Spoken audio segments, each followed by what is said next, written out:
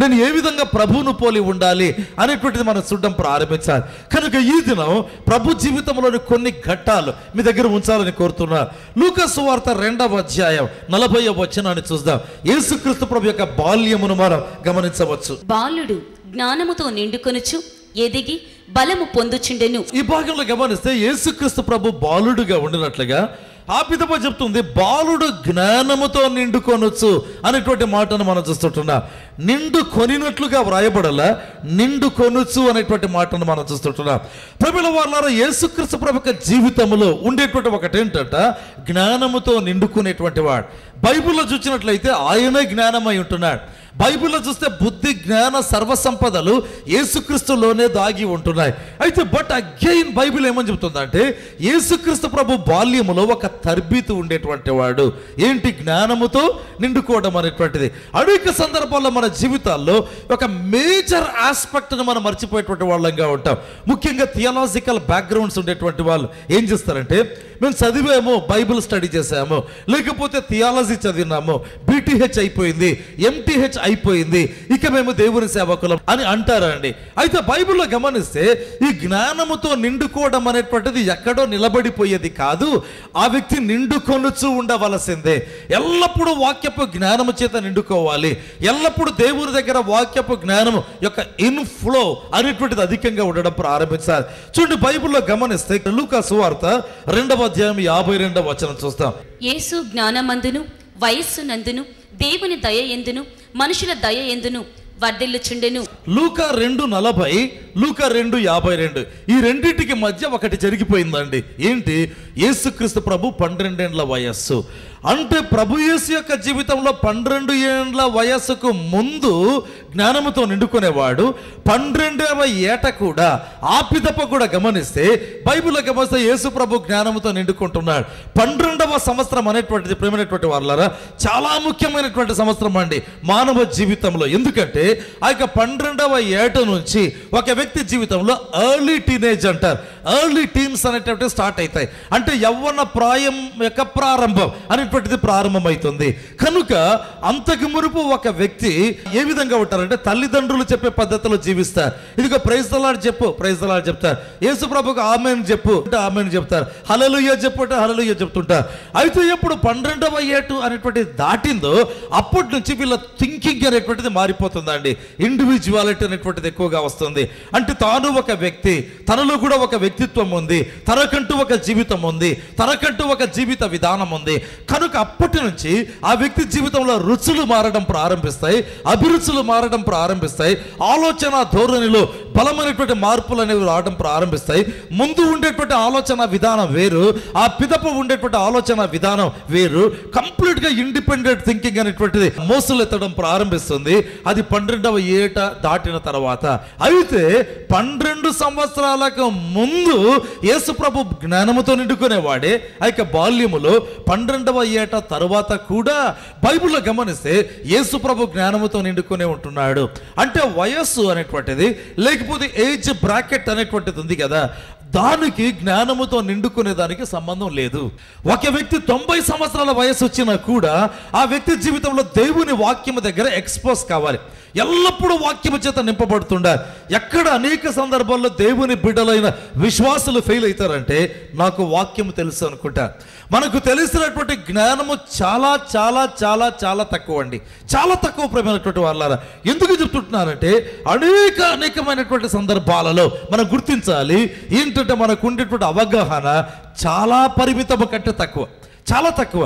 The more we are exposed to the work of the Spirit of the Lord and to the Word of God, we will come to know what amount of knowledge we need to have. ఇంకా ఎంత జ్ఞానము కావాలి అనేటువంటిది అప్పుడు అర్థం కావడం ప్రారంభిస్తుందండి. బైబిల్లో చూస్తే వాక్యమునకు సంబంధించిన ఎక్స్క్లూజివ్ కీర్తన ఉంది, కీర్తన 119 అండి. ఆ యొక్క 119వ కీర్తన రచించిన కీర్తనకారుడు ఎంత జ్ఞానము, ఎంత అనుభవాలలో, ఎంత ఎగ్జంప్లరీ సామ్ లేకపోతే కీర్తన రచించాడో వర్ణించలేమండి. అయితే అతని సాక్ష్యం ఏంటి? 119:97. నీ ధర్మశాస్త్రము నాకెంతో ప్రియముగానున్నది, దినమెల్లా నేను దానిని ధ్యానించుచున్నాను. ఏంటి? అతనికి తెలిసినటువంటి వాక్యపు జ్ఞానము యొక్క డెప్త్కి కారణం ఏంటంటే, దినమెల్లా నేను దాన్ని ధ్యానిస్తుంటున్నాను అంటున్నాడు. దినమెల్లా ఎప్పుడు కూడా దేవుని వాక్యమే. ఒకవేళ బస్సులో ప్రయాణిస్తున్నామా, దేవుని గ్రంథాన్ని పట్టుకొని చదువుతూ ధ్యానించడం, లేకపోతే ఇంకేదైనా పనులలో ఉంటున్నామా, వాక్యమును నెమరు వేసుకునేటువంటి అనుభవం బైబిల్లో రాయబడింది కదా, దినమెల్లా నేను దాన్ని ధ్యానిస్తున్నా. అందుకే అతని జీవితంలో కీర్తన 119 రాయగలిగా. బైబిల్ గ్రంథంలో ఉండేటువంటి ఏ చాప్టర్ కంటే కీర్తన 119 యొక్క ప్రాశస్త్యత వర్ణించలేమండి. ఎందుకంటే వాక్యం యొక్క ఇంపార్టెన్స్, వాక్యం యొక్క గొప్పతనం, వాక్యంలో ఉండేటువంటి లోతులు, వాక్యం యొక్క అనుభవాలు కంప్లీట్గా దేవుని వాక్యమును గురించి రచించినటువంటి ఆ యొక్క కీర్తన మరియు రచించిన కీర్తనకారుడు. ద రీజన్ ఈజ్, అంత లోతైన జ్ఞానానికి కారణం దినమెల్లా వాక్యమును ధ్యానించేవాడు. దినమెల్లా ధ్యానించడమే. ప్రియమైన వారలారా, మన జీవితంలో తెలుసుకోవాలి, కొంతమందికి అయితే ఎంతో ఖాళీ టైం ఉంటుందండి. ఆ ఖాళీ టైంలో ఎంతో టైం వేస్ట్ చేస్తుంటారు. అనవసరమైన చర్చలు, వారిని గురించి వీరిని గురించి మాట్లాడుతూ కరెక్ట్గా మీటింగ్ టైంకి వచ్చి కూర్చున్నటువంటి వారు ఉంటున్నారు. నాకు అనిపిస్తుంది the most wretched of the human race అనేసి. అంటే దేవుడు కలగజేసినటువంటి మానవ జాతిలో అందరికంటే రిచెడ్ అంటే అయ్యో అనిపించుకునేటువంటి వారు వీరేనా? ఎందుకంటే దేవుడు ఇచ్చినటువంటి యొక్క గొప్ప సమయం అంతటి కూడా వృధా చేసేటువంటి వారు అయితున్నారు. మొట్టమొదట ఒక వ్యక్తి జ్ఞానముతో నిండుకోవాలి. ఆ పిదపై ఏం చేయాలి? అపొస్తల కార్యములు 6వ అధ్యాయము 10వ వచనం. మాటలాడుట యందు అతడు అగపరిచిన జ్ఞానమును, అతనిని ప్రేరేపించిన ఆత్మను వారెదిరింపలేకపోయిరి. ఈ భాగంలో గమనించినట్లయితే స్టెఫనును గురించి వ్రాయబడింది. స్టెఫనును ఎదిరించేదానికి బైబిల్లో గమనిస్తే 5 గుంపుల వారు వచ్చినారండి. లిబర్తీనులు అనబడిన సమాజం, కురేనీయులు అనబడిన సమాజం, అంటే ఒక ఇంటర్నేషనల్ కమ్యూనిటీ దేవుని వాక్యంలో గమనించినట్లయితే స్టెఫను దగ్గరికి వచ్చారు. And they picked up a kind of an argument. ఒక భయంకరమైన వాదములోనికి దిగినారు.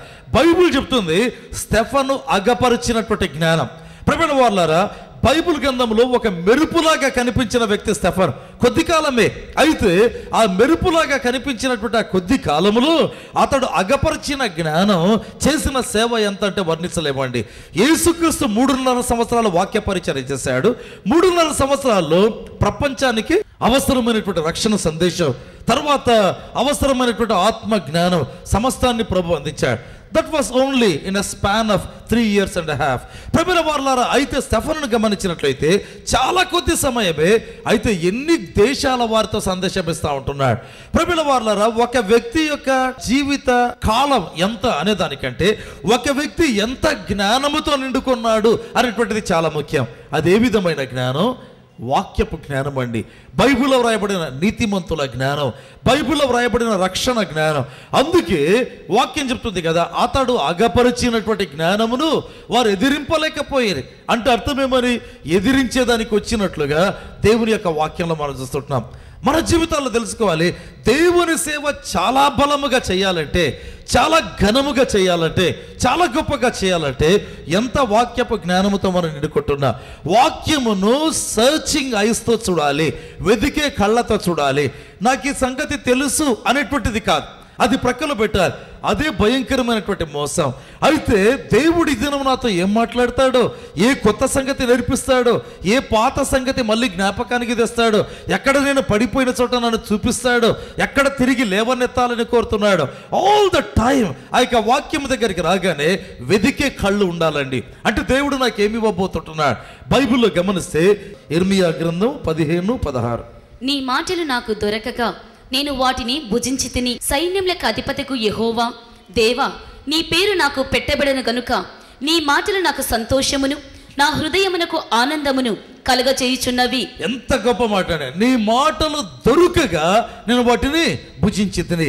మన జీవితంలో తెలుసుకోవాలి, వాక్యము కనిపిస్తే చాలు తీసుకునే వారంగా ఉండాలి. నేనైతే ఎప్పుడైనా హైదరాబాద్ నుంచి వస్తుండగా తెల్లవారుగా 6 నుంచి ఏమవుతుంది, మరి సూర్యోదయం అవుతుంది. రోడ్డు ప్రక్కలో వాక్యం కనిపించిందంటే తెలుసు, అర్థమవుతుంది ఆ యొక్క వాక్యం ఏది. కర్సరీ గ్లాన్స్ అంటారు కదా, ఊరికట్లా చూడగానే తెలిసిపోతుంది ఆ వాక్యం ఏదైంది అంటే యేసు రక్తము ప్రతి పాపము నుండి మనలను పవిత్రులుగా చేయి. అయితే మళ్ళీ చదవాలి, తెలిసిన వాక్యమే చదవాలి. ప్రియమైనటువంటి వారలా, దేవుడు నాకు ఇచ్చిన కృపను గురించి మాట్లాడుతున్నాడు. ఏదైనా ఇంటిలో నిద్ర లేయగానే మరి క్యాలెండర్లో వాక్యం కనిపిస్తుంది. నెలకొక వాక్యం ఉంటుంది, రోజుకొక వాక్యం ఉంటుంది. నెలకొక కనిపించేటువంటి వాక్యం రోజు చూసేది, అయినా కూడా మళ్ళీ దగ్గరికి వెళ్ళి చదువుతాను. మళ్ళీ ఈరోజు వాక్యం మీద క్యాలెండర్లో చదవటం ప్రారంభిస్తాను.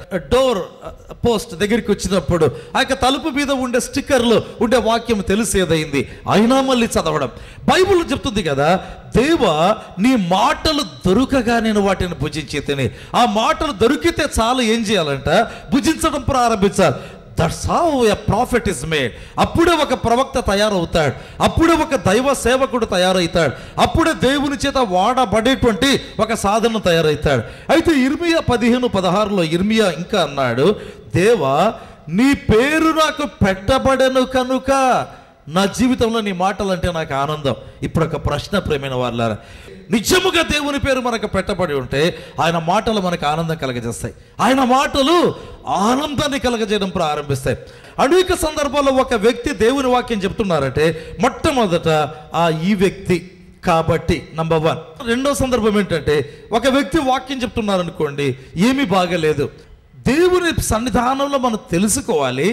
వాక్య పరిచర్య దగ్గరికి మనం వచ్చినప్పుడు we must know pretty well ఏంటంటే, మనం జడ్జెస్ కాదండి, మనం తీర్పు చెప్పేవారము కాదు. ప్రేమైన వాళ్ళారా, దేవుడు నాతో ఏం మాట్లాడతాడో అని వచ్చి కూర్చోవలసిన వారమే కానీ ఎన్నటికీ మనము జడ్జెస్ కాదు.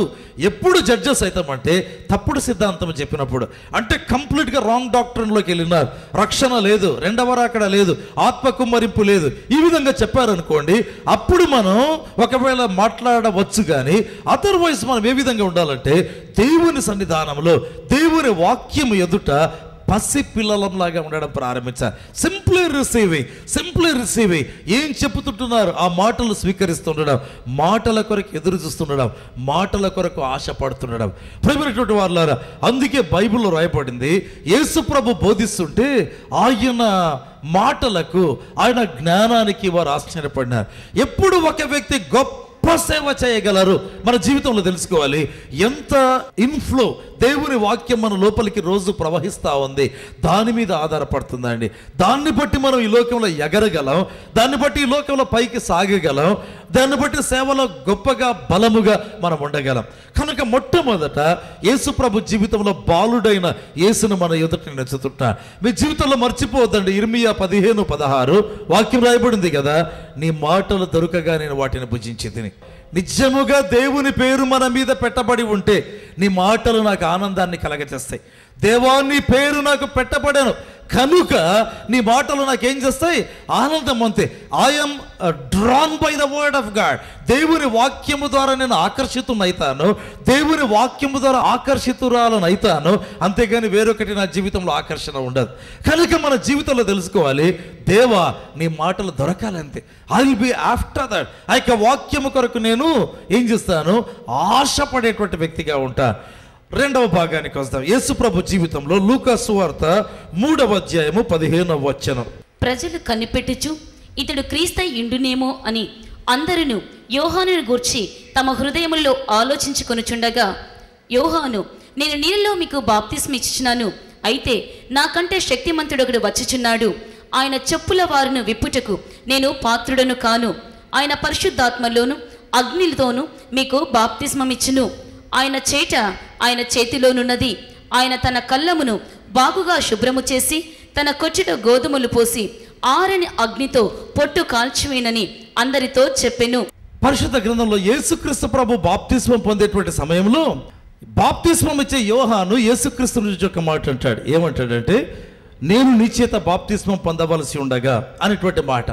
వాక్యం చెప్తుంది, నీతి యావత్తు ఇలాగూ నెరవేర్చవలసి ఉన్నది అనేటువంటి మాట ప్రభు చెప్పాడు. ప్రియమైనటువంటి వారులారా, మన జీవితంలో తెలుసుకోవాలి, అంటే యేసుక్రీస్తు ప్రభుకు బాప్తిస్మము పొందవలసిన అవసరం ఉందా? మొదటి ప్రశ్న. ఎందుకంటే ఆ యొక్క బాప్తిస్మపు సందేశం ఎవరికంటే యోహాను యొక్క స్టీరియో టైప్ మెసేజ్ అనుకుందామా. ఎంతమంది వచ్చిన ఒక సందేశం ఇస్తున్నాడు, సర్ప సంతానమా అన్నాడు. ఎవరికండి బాప్తిస్మం? సర్పసంతానం. యేసుక్రీస్తు ఏమన్నా సర్పసంతానమా? ఇదిగో నీవు పరిశుద్ధాత్మ వలన నువ్వు గర్భవతి అవుతావు అంటే సర్పసంతానము కాదు, పరిశుద్ధాత్మ వలన యేసుక్రీస్తు ఈ లోకంలో జన్మించాడు.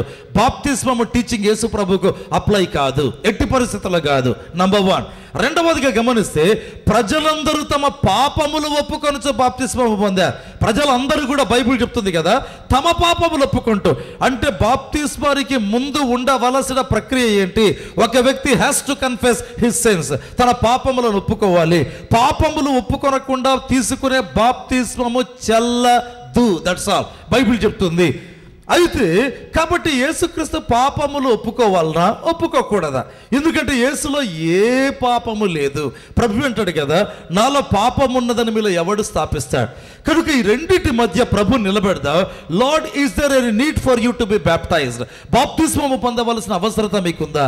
ప్రభు అంటాడు నేను సర్పసంతానము కాదు.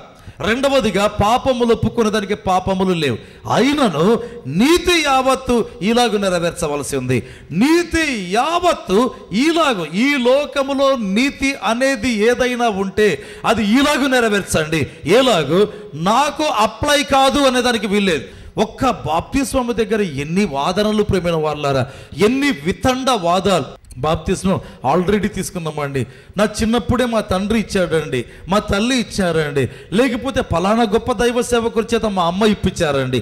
ఇచ్చిన దైవ సేవకుని గొప్పతనము కాదు, ఇచ్చిన తల్లి తండ్రి యొక్క గొప్పతనము కాదు, ఆ యొక్క తీసుకున్నటువంటి బాప్తిస్మం యొక్క టైం డేట్ కాదు, సంఘం యొక్క ఆచారము క్రమము కాదు. See the word of God, దేవుని వాక్యాన్ని చూడడం ప్రారంభించాలి.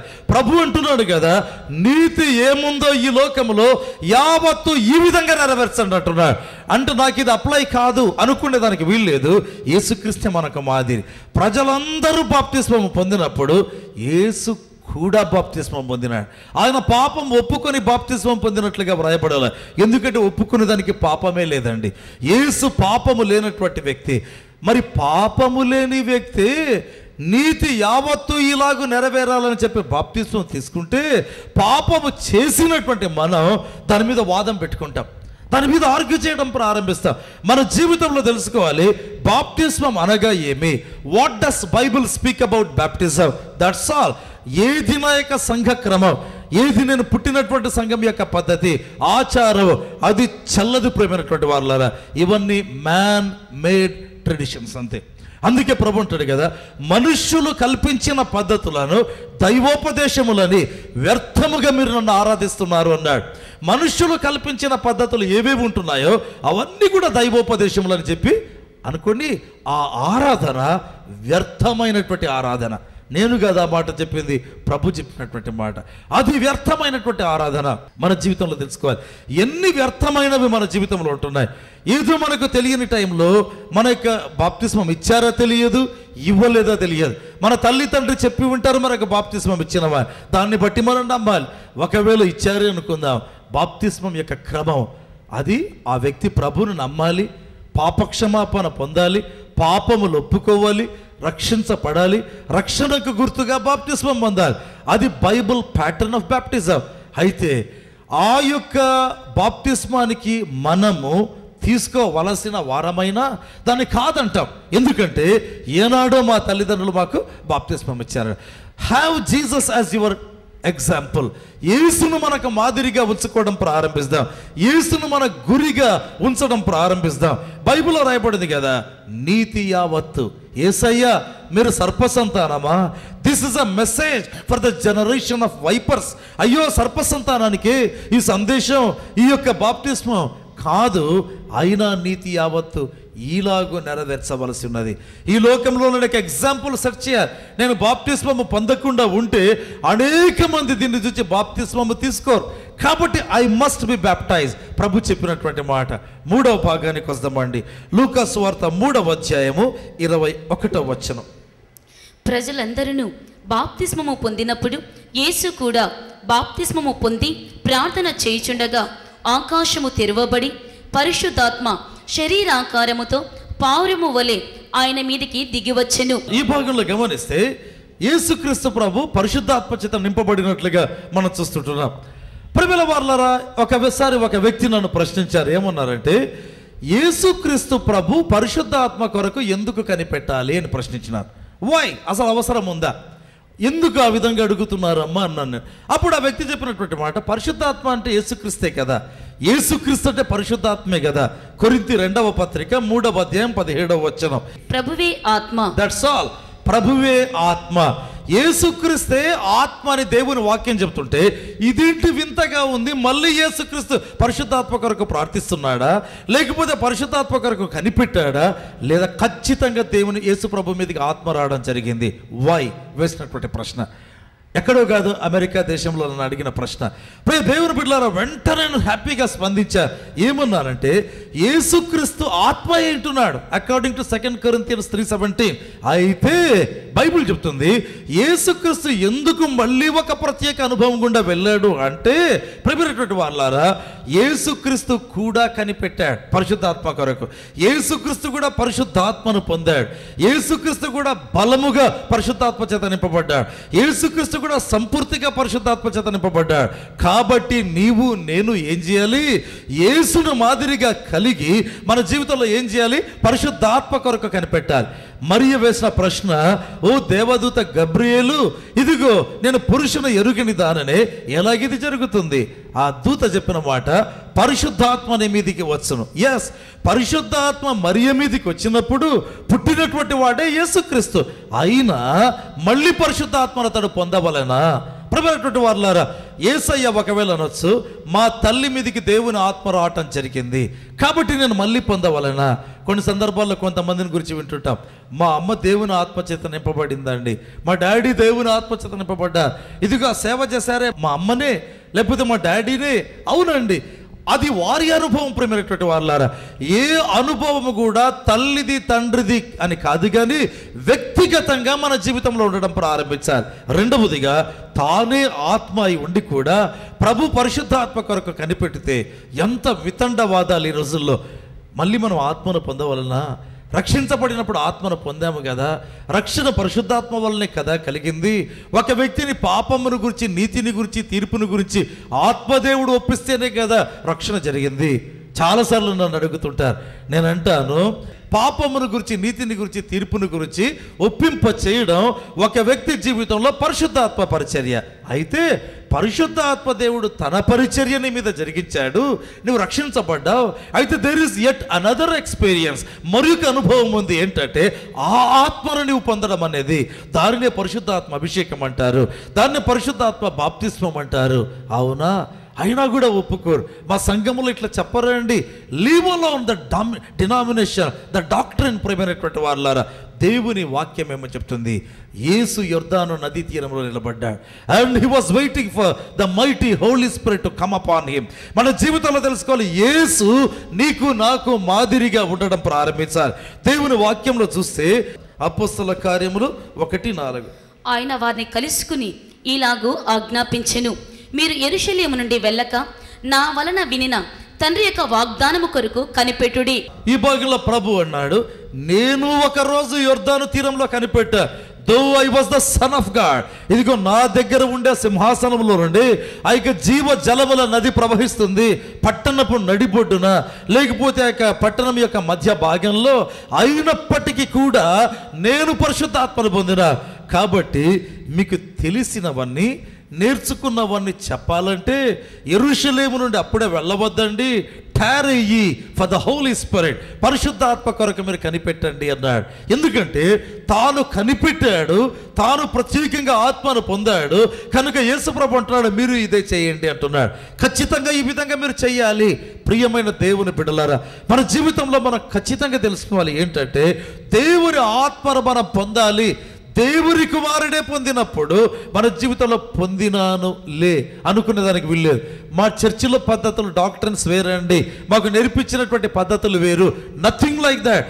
దేవుని వాక్యము దగ్గర నిలబడాలి. Have Jesus as the only example. ఒకే ఒక మాదిరిగా, లేకపోతే ఒక ఎగ్జాంపుల్గా ప్రభు మన జీవితాల్లో ఉండడం ప్రారంభించాలి. వాక్యంలో గమనిస్తే అపోస్తల కార్యములు 10వ అధ్యాయం 38వ వచనం, అదేదనగా దేవుడు నజరేయుడైన యేసును పరిశుద్ధాత్మతోను శక్తితోను అభిషేకించిన అనుదే.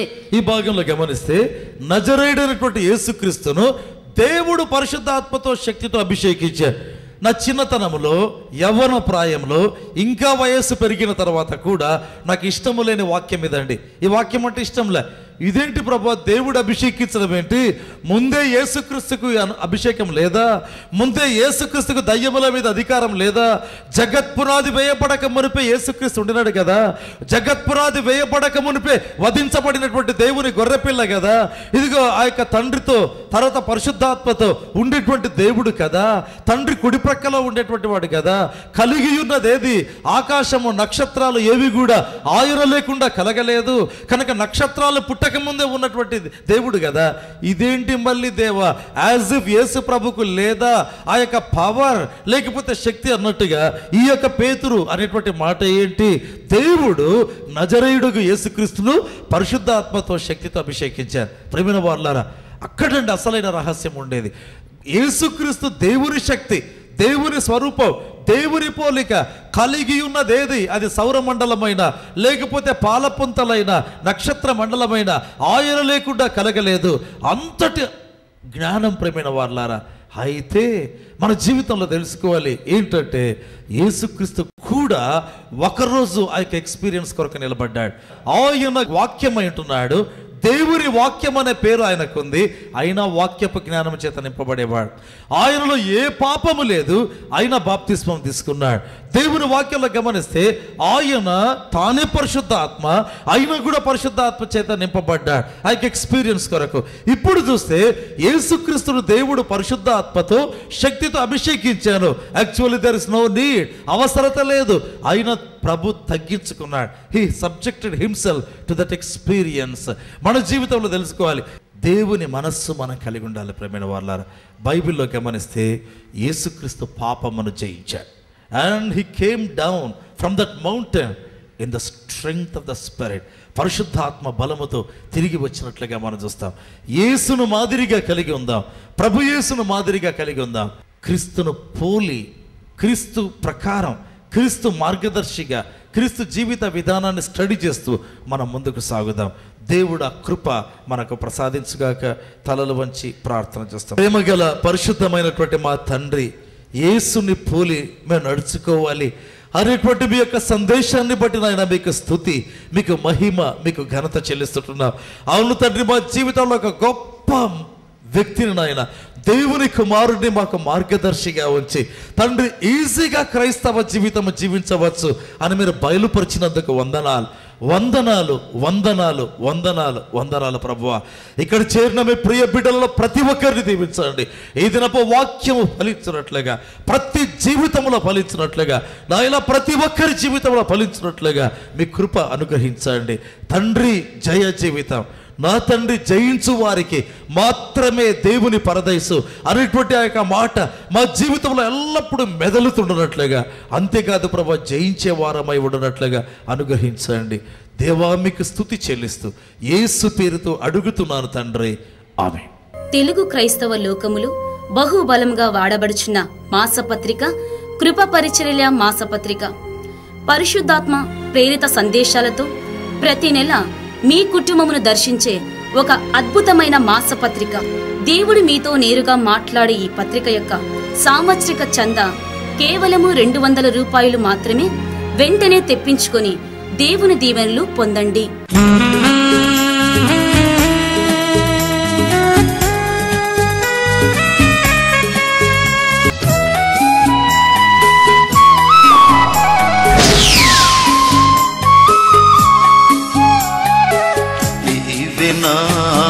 తల్లివి నీవే నా తండ్రివి,